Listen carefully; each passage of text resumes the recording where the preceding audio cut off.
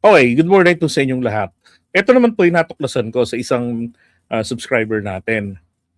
Na 'di ba nagtataka kasi tayo, bakit itong si ano, 'tong asawa ni Cabral, yung lalaki, bakit parang walang emotion nung yung napapanood nating mga videos, 'di ba? Tapos I showed you the video of the driver, 'di ba, who's crying. Na sabi niya, mas tinanong, anong naramdaman mo nung nakita mong inaangat na yung bangkay niya? Yan, naiyak po. Hindi ko naman nakalain na gagawin niya yun eh. 'Di ba? Pero yung asawa, hindi, ayaw namin cremate. Ay, ayaw namin ipa-autopsy. Eh kung kako, kung ikaw yung asawa, kapamilya ka, no? Bakit hindi mo gugustuhin na malaman ang katotohanan?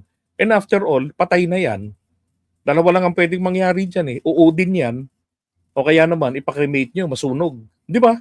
So pareho lang din yun kung hihiwa-hiwain yan sa autopsy, at least may matutuklasan na mga impormasyon. Ito ba ay sinadyang pinatay? Ito ba ay patay na nang nilagay roon, sadya? At di ba? Malalaman po kasi dun eh. If talo na may balita noon, una, ang sabi, she was found unconscious. So malalaman sa autopsy yan. Ilang oras na siyang patay. Because kung 4 hours, pagdating po sa taas noon, dapat nasa state of rigor mortis yan. Yung state na of stiffening of the body. Di ba? Pero kung soft, naiakyat dun sa taas. She was found around, let's say, 8 o'clock, sabi sa mga balita, 8 o'clock. Doon, unconscious, unresponsive. Diba? And then, 4 hours later, sa taas, diniklara siyang dead ball. Oh.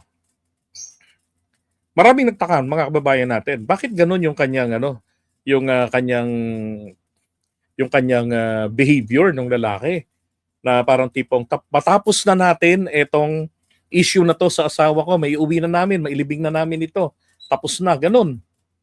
Now, may nag-message, actually, message na to, matagal na to eh, December pa, na eto, yan, ito yung reply ko nung Wednesday.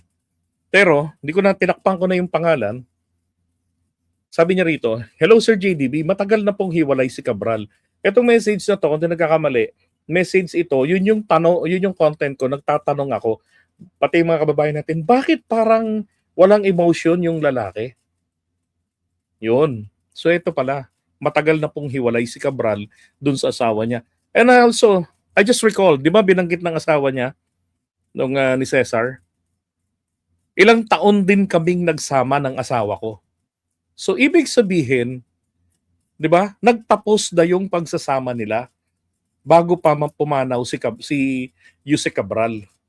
So tama po talaga, consistent dito sa binalita sa akin na matagal na silang hiwalay. Ang tanong na lang dito may mahihita ba siya sa mga ari-ariang naiwan ni Cabral?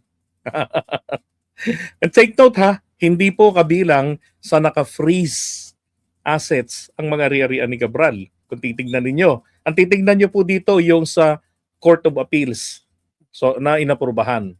Okay? Sabi rito, tama po kay Sir. Sabi ko, kaya pala walang pakialam ang Mr. Tama po kay Sir JDB, matagal na silang hiwalay dahil babaero ang lalaki. Tita po siya ng kumari ko na taga Catanduanes. Brother ng father niya. Okay, so yung babae, si Yuse Cabral, ay kapatid ng tatay. Okay, ng kumari nitong subscriber natin. Ano? Sabi niya, opo, taga Catanduanes ang mother niya po. Pero hindi sila nagstay doon at wala silang bahay doon. Madalas naman siyang magpunta doon lalo na kung may okasyon at after ng mga bagyo. Yung asawa niya po, engineer din at dati nagtrabaho sa gobyerno before. Kaya lang, may ginawa din na milagro, kaya napaalis din. O, di ba sabi nga ng asawa niya, parang, sabi ko, parang galit ito sa gobyerno? Ayaw niya. So, yun. Oh, lasinggero at babaero ba? Talaga hong maguguluhan ang isipan ni Cabral, ni Yuse Cabral. 'Di ba? Kaya nga ang payo pa sa kanya, may abogado ka, 'di ba yung mga gano'n? Nakakapagtaka, may abogado ka, hayaan mo mag-usap kayo, hayaan mo siyang siyang bahala dun sa kaso. Sabi ko, bakit parang parang sanay kayo sa problemang ganito, 'di ba? Under ordinary circumstances, kakabahan ka na eh, kaso na yan eh. At lalo na ang posibleng ikaso rito kay Yusek Cabral, eh, plunder. Di ba? Panghabang buhay na kulong yan. So dapat eh, united yung family diyan. Na i-comfort siya yung ganun. Pero hindi natin nakita yung sa side ng sa asawa eh. Mm.